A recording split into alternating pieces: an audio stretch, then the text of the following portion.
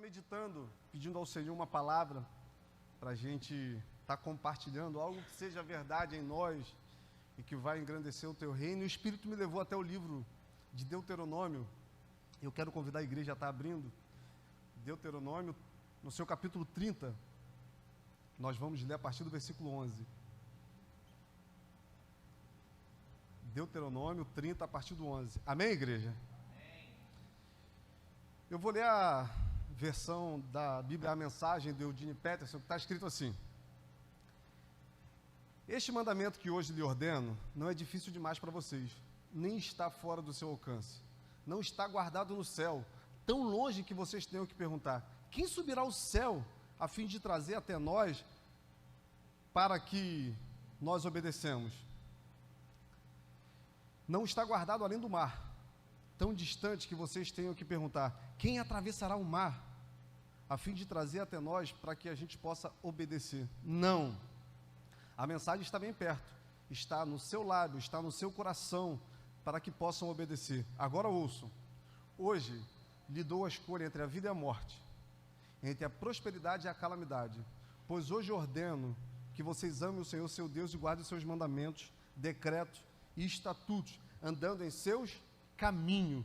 Se vocês fizerem, viverão e multiplicarão, e o Senhor abençoará vocês e a terra em que estão prestes a tomar posse. Se contudo o seu coração se desviar e vocês se recusarem a ouvir, se forem levados a adorar outros deuses, eu os advirto, certamente serão destruídos. Não terão vida longa e boa terra que está além do Jordão. Hoje coloco diante de vocês a vida e a morte, a bênção e a maldição. Agora chamo os céus e a terra como testemunha. Escolha a vida para que vocês e seus filhos vivam. E esse versículo 20 é lindo, irmãos. Faça isso amando e obedecendo ao Senhor, apegando-se fielmente a Ele, pois Ele é a vida. Vamos orar mais uma vez? Pai amado, Pai querido, nós já experimentamos, ó Deus, a Tua presença, nós já fomos ministrados com os louvores, nós já nos ligamos ao Teu Espírito em oração.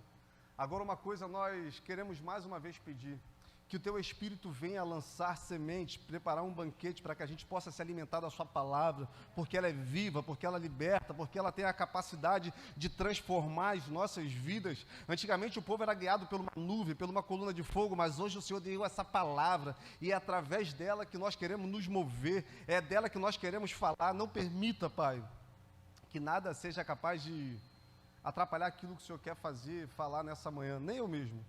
Continue conosco para a honra e a glória do Teu nome. Amém, igreja? Amém. Irmãos, enquanto o presbítero falava aqui do seu filho, né, foi interessante porque a gente é edificado pelo que Deus fala e pelo que Deus faz na vida dos irmãos. Eu estava ali refletindo e durante muitos anos eu fui testemunho ocular daquilo que Deus faz e fazia na vida das pessoas. Por quê? Eu fui criado em lar cristão. Então eu tive toda uma educação cristã. E eu frequentei EBD, eu frequentei juvenis, eu frequentei adolescente, eu frequentei os jovens. E de repente, por escolhas mal feitas, eu comecei a trilhar alguns caminhos e fui para muito longe do Senhor. Só que eu tinha muito vínculo na igreja, por ter nascido e por ter sido criado nesse ambiente. Eu tinha muitos amigos, então era muito rotineiro eu estar dentro da casa do Senhor. Domingo era praticamente certo que eu estaria lá ouvindo. Então eu comecei a perceber aquilo que Deus faz na vida de algumas pessoas. Eu vi um fenômeno muito interessante acontecer. Eu via algumas pessoas levantando as suas mãos em lágrimas, chorando, caminhando em meio aos corredores e chegando lá, entregando realmente a sua vida ao Senhor. Eu via pessoas desesperadamente se lançando aos pés do altar e reconhecendo que a vida não faz sentido sem Cristo. Pessoas que outrora estavam aprisionadas, pessoas que outrora estavam totalmente à margem dessa verdade, agora estão se entregando e, a partir dali, dando um start para viver aquilo que eles nunca viveram na vida deles. Só que eu vi também muito dessas pessoas retrocederem, voltar a viver aquilo que viviam antes. E algumas pessoas eu vi uma ascensão que era incrível. Eu vi algumas pessoas crescerem ministerialmente. Eu vi algumas pessoas desenvolver no ministério da palavra, pessoas chegando até o momento realmente de sacerdócio, vivendo essa verdade. E durante muitas vezes eu me questionei, qual é a diferença? Por que algumas pessoas têm um encontro com essa verdade e a vida é totalmente transformada, começa a viver realmente algo novo? E por que algumas pessoas vão até essa verdade, se entregam, se derramam, e com o passar do tempo, elas voltam a viver aquilo que um dia repugnavam, que um dia desesperadamente pediram ao Senhor para que não fosse mais uma realidade deles? Vocês já se perguntaram sobre isso? Não parece que para algumas pessoas é mais fácil e para outras é mais difícil? Não parece que para a gente estar ao lado do Senhor é como se a gente tivesse que lutar de dia, de noite, mas para a gente ir para longe dele é como se apenas em um estalar do dedo e tudo, o desânimo, a aflição, a amargura vem e a gente começa a se questionar se realmente é necessário tanto esforço. Esse versículo que nós acabamos de ler, e tem verdades profundas que podem transformar a nossa relação com Deus. Por quê? Essa mensagem, ela está sendo dirigida por Moisés já no final da sua vida, já naquele momento de transição de liderança para Josué. Ele começa a dar uma série de direcionamentos para o povo. Então, a gente tem que entender que o desejo de Deus para nós não é simplesmente nos tirar de um lugar geográfico ou de um lugar espiritual e colocar para outro. O desejo de Deus para nós é construir um relacionamento onde, a partir desse relacionamento, Ele possa governar a nossa vida.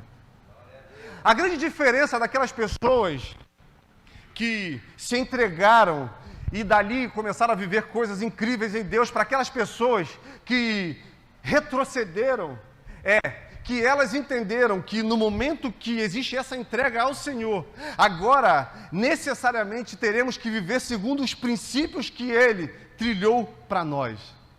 E é isso que Moisés está tentando mostrar para o povo.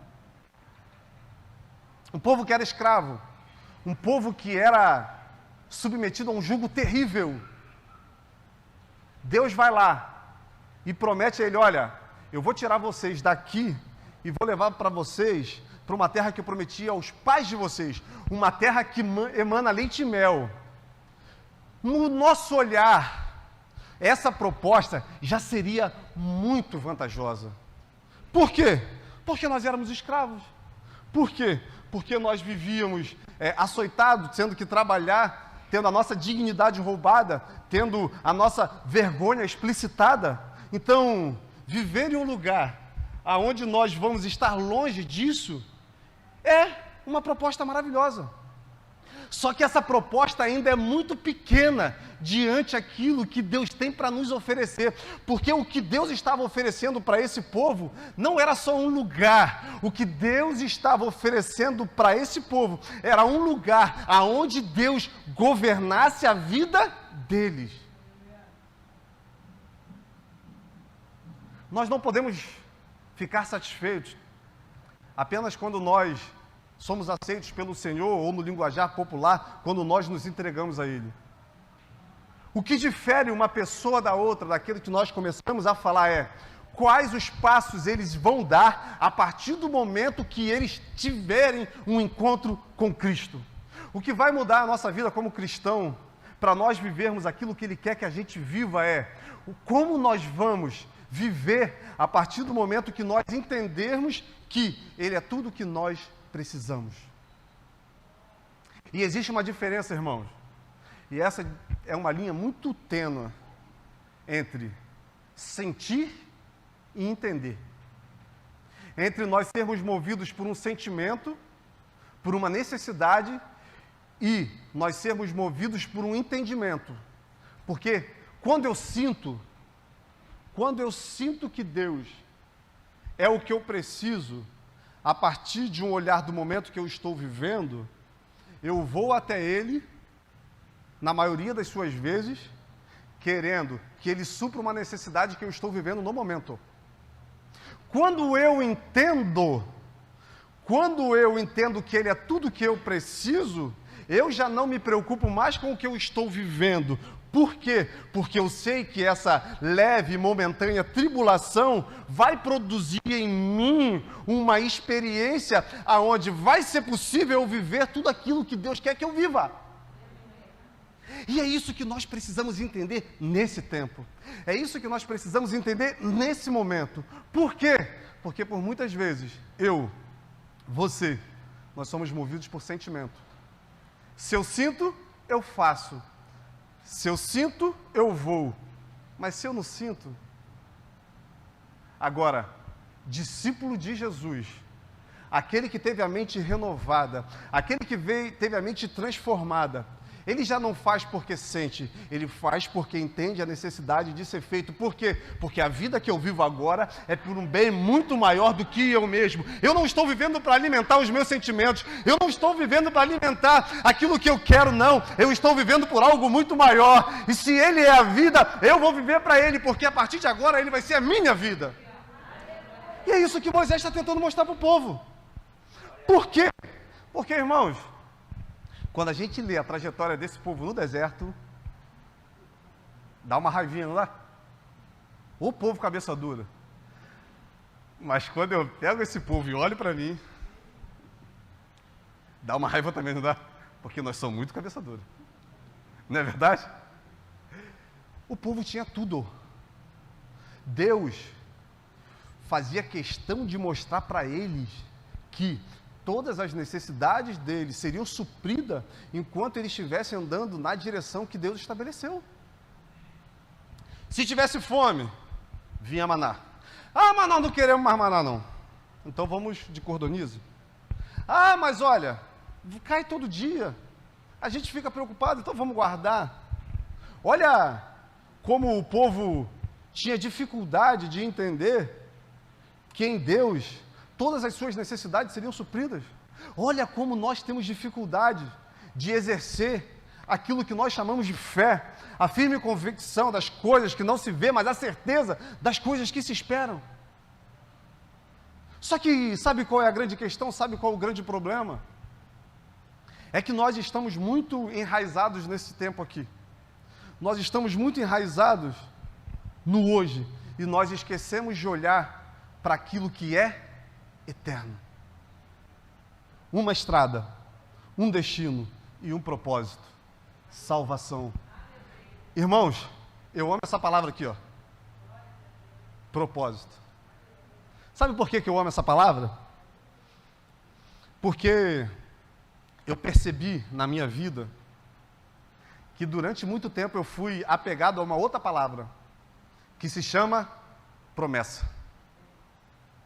Eu percebia que a minha relação com o Senhor estava mais enraizada na promessa do que no propósito. Promessa é uma garantia que Deus nos dá daquilo que Ele vai fazer na nossa vida se nós trilharmos o caminho que Ele quer que a gente siga. Propósito é uma garantia que Deus nos dá que se nós construirmos um relacionamento com Ele, nós vamos viver tudo aquilo que Ele deseja aqui na terra. E vivendo tudo aquilo que Ele deseja aqui, necessariamente nós vamos passar pela promessa. Só que agora a promessa já não faz tanto sentido, por quê? Porque eu encontrei o propósito. Era isso que esse povo precisava encontrar. Por isso Moisés vira para ele e fala, olha, se vocês obedecerem, no momento que vocês entrarem no lugar aonde Deus quer que vocês entrem, vocês vão viver dias felizes lá.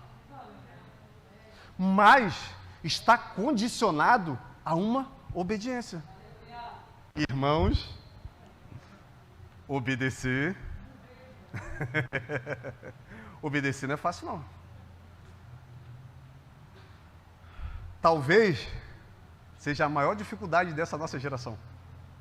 Por quê? Porque é uma geração que faz tudo o que quer. Nós, de alguma forma, começamos a adaptar o Evangelho às verdades dessa Bíblia, dessa palavra, dessa estrada, desse caminho, para a nossa realidade. E a partir daí eu começo a fazer aquilo que eu quero, ainda tento pegar embasamento bíblico para viver isso. Quando, na verdade, quando essa palavra se abre, quando esse livro se abre, necessariamente nós temos que nos abrir. Para quê? Para que o Espírito Santo, através dele, comece a ministrar em nós aquilo que ele quer. E obedecer é muito difícil, mas obedecer é libertador. Quando a gente abre o livro de Atos, no seu capítulo 5, os discípulos, eles foram presos e na madrugada, um anjo do Senhor vai lá e abre a porta das prisões e fala para os discípulos assim: olha, vocês vão voltar para o mesmo lugar que vocês estavam e vocês vão continuar fazendo aquilo que eu ordenei, que era o quê? Pregando o Evangelho. Então, os mestres da época mandam ir lá buscar os discípulos já não estavam lá. E os soldados dizem: olha, eles estão pregando. Então, eles mandam trazer novamente o discípulo até lá na frente do Sinédrio, e eles começam a questionar os discípulos: nós não mandamos vocês parar de espalhar esse nome em todos os lugares que você passa? Pedro então se levanta e fala: olha, nós falamos de um Jesus que vocês mataram. Nós falamos de um Jesus, o Filho de Deus, que hoje está à direita de Deus, que nós bem sabemos que mais vale obedecer a sua vontade do que a vontade dos homens. Olha o que Pedro está falando. É esse mesmo Pedro que, alguns capítulos atrás, com medo de ser descoberto como discípulo de Jesus, nega Jesus. Agora, na frente do Sinédrio, sabendo que aqueles homens queriam matar ele, ele diz: olha, mais vale fazer a sua vontade do que a vontade de vocês. O que mudou na vida de Pedro? Qual a diferença? Qual a diferença? Porque em alguns momentos nós estamos muito aptos a obedecer, em outros não. Sabe qual a diferença? No livro de Atos, no capítulo 5, Pedro estava cheio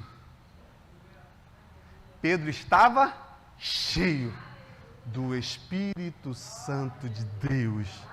Quando nós estamos cheios do Espírito Santo de Deus, obedecer as suas verdades, obedecer os seus princípios, obedecer por mais que doa, por mais que machuque, por mais que vá contra aquilo que nós pensamos, nós entendemos: ei, se é a sua vontade, nós vamos fazer, porque o que realmente nós queremos é que a sua vida seja refletida na nossa vida, para que o seu reino seja engrandecido através de mim. E é através de mim que esse reino vai ser engrandecido. Não é por mim. É através. Porque por nós mesmos nós não temos nada para oferecê-lo. Por nós mesmos. Por isso, irmãos, que existe a necessidade de nós escolhermos. Nós somos reflexos das escolhas que nós fizemos. O ritmo e os limites da nossa vida pode ser dentro do ministério, ou pode ser dentro da nossa família, dentro do nosso trabalho. Esse ritmo e os limites, eles vão ser dados pela capacidade que nós temos de obedecer ao Senhor. Porque a promessa, ela não desvincula a obediência, mas a promessa passa necessariamente pela obediência. E esse povo precisava entender isso. Por quê? Porque durante todo o período que eles viveram no deserto, eles não conseguiram entender aquilo que Deus quis para eles. Lembra que nós falamos? Deus não queria pegar o povo de um lugar geográfico e colocar em outro. Deus queria mostrar que não era o local, não era aquilo que eles tinham para oferecer, não. Mas Deus queria mostrar que a vida deles realmente teria sentido se, a partir daquele momento que eles entrarem onde Deus quer que eles entrem, eles entregassem o governo da vida deles ao Senhor. Aonde que tem base para isso? Êxodo 19. Deus vira para Moisés e fala assim, olha, eu vou me revelar para o povo. Manda que durante 3 dias eles se santifiquem. Manda que eles lavem as suas roupas. Fala para o meu povo, para eles se purificarem, porque eu vou me revelar para eles. Já faziam 3 meses que o povo saiu do deserto, do Egito, do local de escravidão. E na palavra diz assim, Deus fala para Moisés, ó, agora eles já me conhecem. O que Deus está querendo falar? Olha, agora eles já sabem o que eu sou capaz de fazer por amor a eles. Cara, isso é lindo, irmãos. Quando a gente tem isso na nossa mente, o pecado começa a perder força. Quando nós temos isso enraizado dentro de nós, nós somos muito mais propensos a viver aquilo que Deus quer que a gente viva. Porque a gente entende que o sacrifício foi muito grande. Quando a gente pega lá Isaías, no seu capítulo 53, e a gente vê que tudo aquilo era para ser, de alguma forma, essa punição teria que ser em nós, mas foi no nosso Senhor, a gente entende, cara, que amor é esse? E quando eu entendo que amor é esse, não me resta outra alternativa a não ser entregar tudo a Ele novamente. E Deus vira para Moisés, olha, eu vou me revelar para o povo. E chega na manhã do 3º dia, e a palavra diz que o monte estava com terremotos, fumaça, fogo. Deus, ele estabeleceu o limite. E Deus fala assim, olha, eu quero fazer desse povo um reino de sacerdotes. Eu quero fazer desse povo a minha nação. Eu quero me revelar para esse povo, eu quero dar a ele acesso a tudo aquilo que eu tenho. Por quê? Porque o sacerdote era aquele que era o responsável pelo culto. Eu quero que todos eles tenham esse acesso à minha presença. E chega no 3º dia, aquela atmosfera de glória, a graça de Deus descendo. O que o povo fala para Moisés? Nós não vamos. Certamente, se a gente for, nós vamos morrer. Vá você. Perceba que o povo não conseguiu entender. E se o povo fosse com essa mesma mente para o lugar que Deus tinha prometido, fatalmente eles voltariam a ser escravos. E quando a gente vê a história do povo de Israel, a gente vê que realmente eles voltaram a ser escravos novamente. Foi para a liberdade que Jesus nos libertou. A obediência está diretamente ligada ao amor que nós temos a Ele. Se nós amamos ao Senhor, nós vamos obedecê-lo. Só que a obediência passa por uma palavra que é muito importante, que é o conhecer. Eu só obedeço aquilo que eu conheço. Todos os lugares que a gente vai, existem regras. E dentro dessas regras, nós nos adaptamos.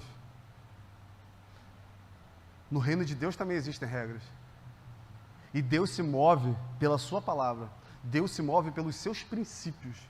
As promessas de Deus, elas têm validade na nossa vida quando nós realmente estamos trilhando esse mesmo caminho. E Oséias, no seu capítulo 9, ele diz, olha, o caminho do Senhor são retos, os justos andarão nele. Os transgressores, nele vai cair. Por isso que em Filipenses, lá no capítulo 4, nós somos orientados aqui a ter em nós o mesmo sentimento que houve em quem?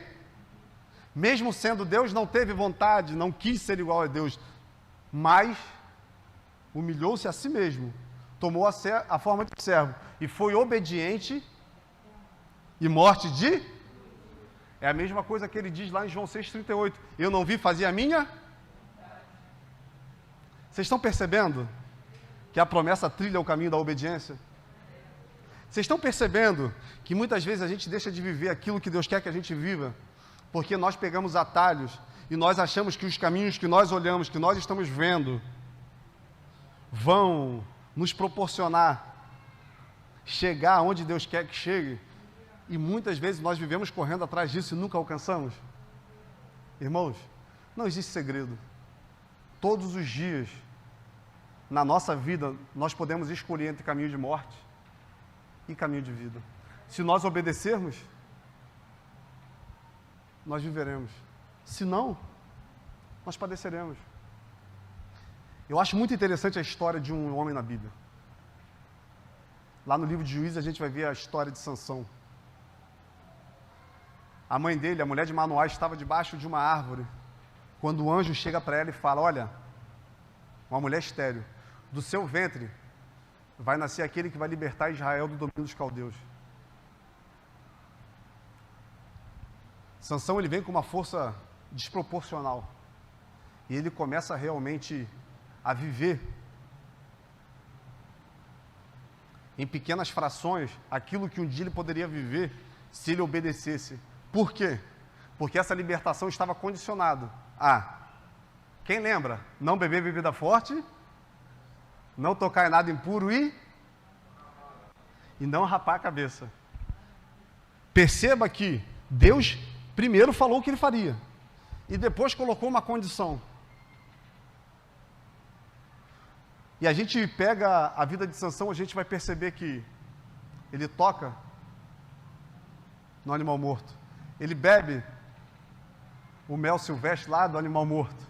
E depois ele entrega aquilo que ele tem de mais precioso, que é a sua aliança com o Senhor, para uma mulher. E ele perde toda a força. Mas você pode virar para mim e falar: mas Glautinho, Sansão na sua morte matou mais gente do que na sua vida. Sansão nasceu para matar alguém? O que o anjo falou para a mãe dele? Ele vai ser o quê? Um libertador. Ele vai ser um libertador. Só que assim como nós, ele teve dificuldade de obedecer. Obedecer não é da forma que nós achamos. E aí a gente começa a concluir essa mensagem. Existe um padrão dos céus. Existe um padrão dos céus. Cara, e eu gosto muito de falar sobre isso. Talvez é o que eu mais fale quando eu tenho oportunidade de trazer a mensagem em algum lugar. Está lá no livro de João, no seu capítulo 14. Aquele que tem os meus mandamentos e obedece, é esse que me... Aquele que me ama será amado pelo meu? Eu o amarei e me revelarei a ele.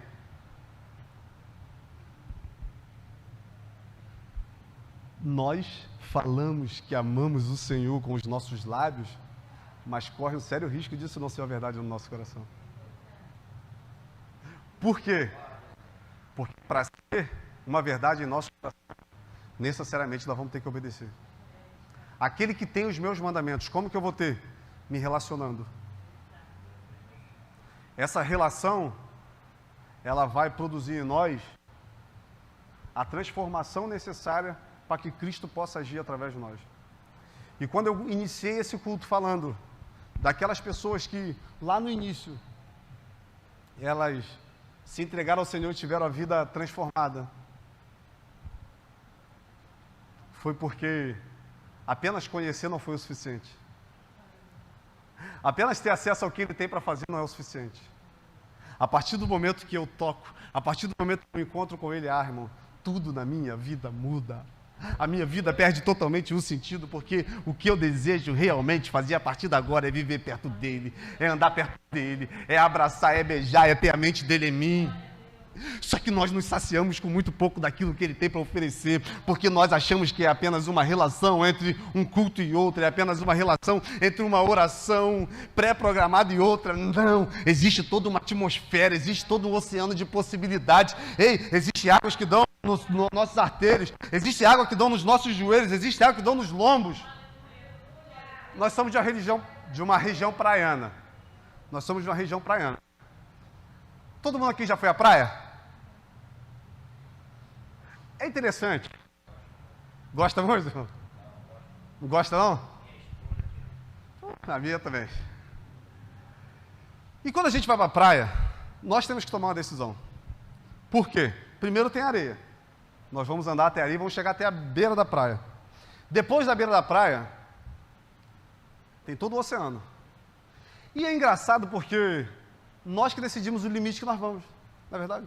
Tem pessoas que ficam ali na beirinha, se lavando. Tem pessoas que não têm tanta segurança e vão realmente até os lombos, ficam ali. E tem pessoas que mergulham e vão embora. O que difere uma pessoa da outra? Primeiro, o conhecimento que tem sobre o mar. Segundo, esse conhecimento produz uma segurança, então eu tenho segurança. Eu posso ir até aqui, conhecer os limites. Só que, quando eu tenho segurança, quando eu conheço os limites, eu posso ir até onde eu quiser. No nosso relacionamento com Deus é a mesma coisa. Eu não estou dizendo que seja errado você apenas molhar os seus pés.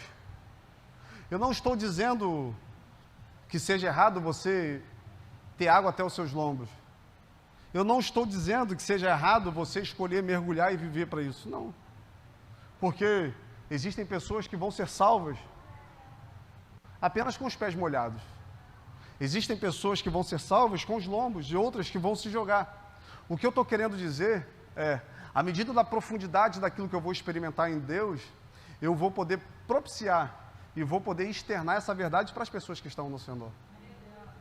Deus chamou cada um com uma característica, Deus deu a cada um uma missão, Deus entregou a cada um um dom. E quando eu entendo aquilo que eu posso ser, quando eu entendo aquilo que eu posso fazer, eu vivo o extraordinário. E é isso que o Senhor estava propondo para esse povo. Olha, eu vou colocar vocês num lugar aonde vocês vão ter tudo fisicamente que vocês precisam. E eu tenho visto um Deus que tem suprido todas as nossas necessidades.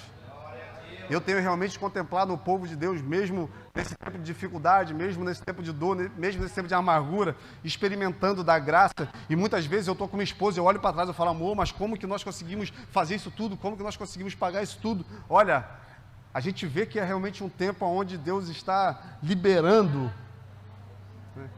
uma prosperidade, não a prosperidade que o mundo dá, mas uma prosperidade no Senhor para as nossas vidas.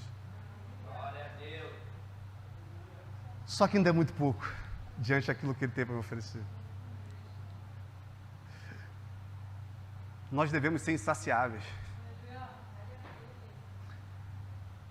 A única coisa que nós temos que entender é que eu vou experimentar no Senhor aquilo que a minha fome e a minha sede estiver me empurrando a viver. Nós devemos pedir isso ao Senhor. Irmãos, eu tive a oportunidade de estar trazendo uma mensagem há 2 semanas atrás para os adolescentes lá em Caraí. E eu falei sobre isso. Sobre aquilo que ele diz lá no livro de Mateus, no seu capítulo 5. Vocês são o sal da terra. Para que serve o sal se não para dar sabor? Apenas para ser lançado fora e pisado pelos homens. Vocês são a luz desse mundo. Alguém acende uma candeia e coloca debaixo do velador? Não. Mas coloca em um local onde ilumina toda a casa. O que Jesus está tentando mostrar para nós?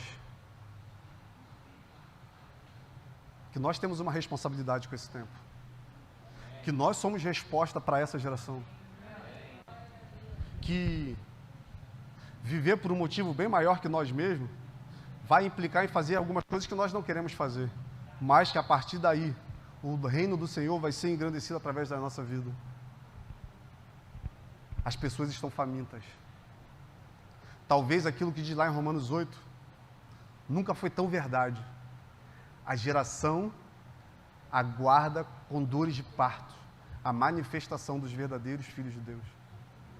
Cara, isso é uma verdade para esse tempo. Só que para sermos sal, para sermos luz, nós temos que entender que a nossa felicidade está...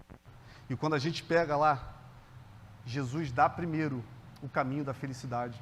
Feliz ou bem-aventurado é aquele que é pobre de espírito, porque ele verá o reino dos céus. Felizes são os que choram, porque serão saciados. Felizes são os mansos, porque herdarão a terra. Felizes são aqueles que têm fome e sede de justiça, porque serão saciados. Felizes são os misericordiosos. Por quê? porque alcançarão misericórdia.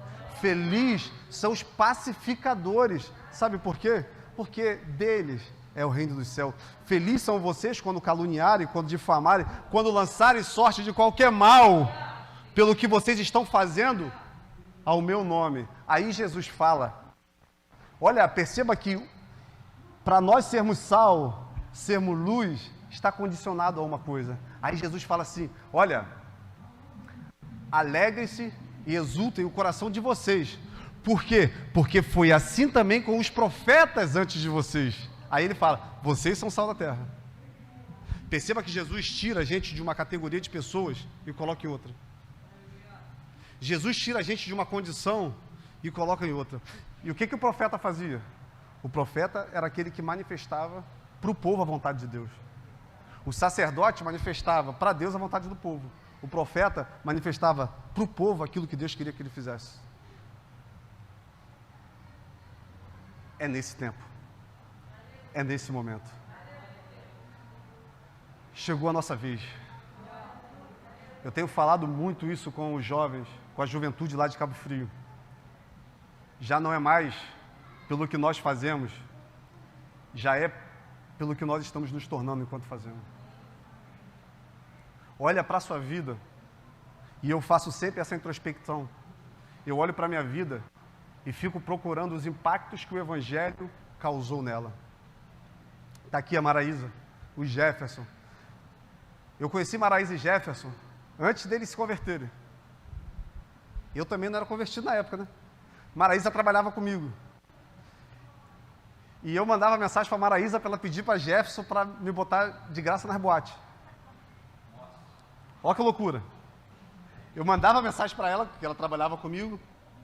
Em nenhum momento, enquanto nós estávamos lá, eu tive a dimensão daquilo que Deus poderia fazer na minha vida. Eu nunca imaginei que um dia Deus poderia me tirar daquele lugar e me colocar aqui, para que aquilo que Ele fez em mim servisse de exemplo para edificar a sua fé. Mas uma coisa eu sei, a partir do momento que eu tive um encontro com Ele, eu entendi que a vida realmente não tinha mais sentido, que eu não precisava mais procurar essa felicidade em qualquer lugar, que eu não poderia mais, não precisava mais bater em portas, procurar em pessoas, procurar em coisas, aquilo que já estava disponível para mim nele. É isso que está disponível para nós, irmãos. Só que nós nos distraímos com tantas coisas, nós procuramos em todo lugar, e pior, muitas vezes nós procuramos até na igreja, no ministério, aquilo que está acessível nele. Aquilo que está acessível nele. Nós não vamos ser completos enquanto nós não entendermos aquilo que Ele quer que a gente se torne, enquanto nós não entendermos que nele nós teremos tudo, porque é nele que nós encontraremos a vida. É nele, irmãos. Vamos viver por Ele, vamos viver para Ele, vamos buscar desesperadamente até que Ele olhe para nós e fale, olha, eu vou revelar para eles aquilo que eu tenho, porque verdadeiramente, a partir disso que eu vou fazer com Ele, outras pessoas serão atingidas por essa verdade. O Evangelho, ele nunca vai parar em nós. O Evangelho, ele nunca vai parar em nós. Nós estamos aqui, ó. Jesus morreu há 2021 anos atrás. E o Evangelho chegou até mim. E me libertou e te libertou. Nós vamos passar. Mas essa palavra, ela vai continuar. E nossos filhos, nossos netos, aquilo que diz lá em Juízes 2, uma geração vai contando para outras boas obras do nosso Deus. Só que sabe quando a minha concepção muda? Quando eu entendo que mesmo com essa vida passageira, rápida, nós temos a oportunidade de viver e de transmitir essa verdade. De deixar um legado, de deixar na vida de pessoas aquilo que Deus fez nas nossas vidas.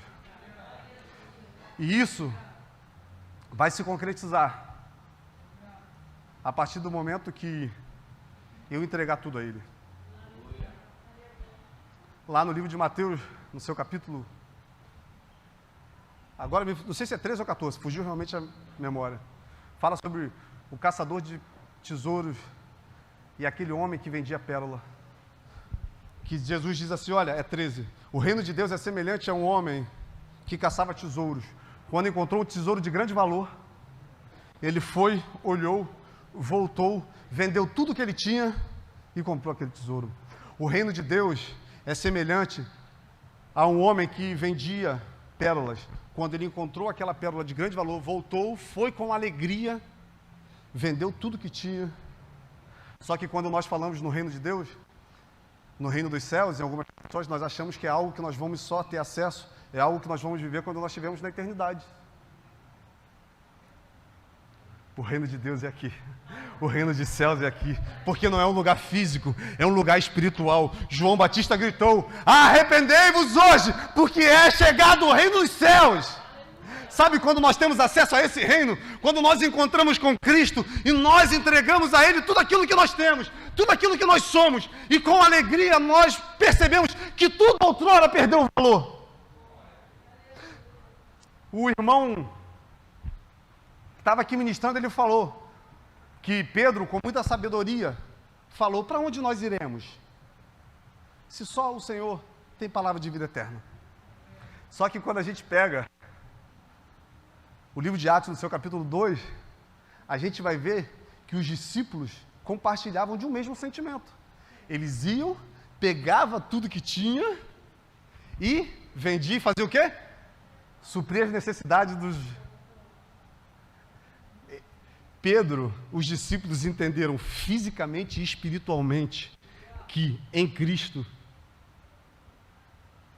tinha vida e novidade de vida. Por isso eles entregaram tudo. Nós somos uma geração que precisamos entregar tudo. Cara, entrega tudo ao Senhor. Cara, entrega tudo ao Senhor. Entrega tudo a Jesus. Entrega, irmão. Experimente viver isso. Olha, eu não estou falando de entregar, vender carro, não estou falando nada disso não, tá?